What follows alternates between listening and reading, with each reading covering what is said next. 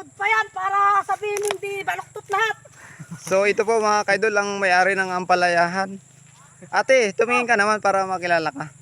Puta lagi sa ano pa ako sa ano. So kalawak po mga kaidol. Salamat po. Ilang hektarya po ito ate? Kuntila ito. O sabihin natin 1 hektar na ampalayahan po. So ayan nga mga kaidol, kagaganda ng bunga. At medyo masagana ang pamumuhay sa bundok. Ayan po si ate. Siya po ang may-ari ng ampalayahan. Ano sa maraming bunga.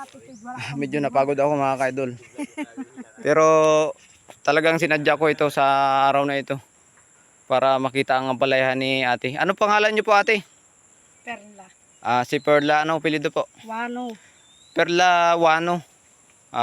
So mga kaidol, okay lang po i-post ko ito ate. Tapos mo. Sige po. Shoutout po kayo, babatiin po kayo. May birthday ba ngayon sa pamilya ninyo? Wala. Sige po.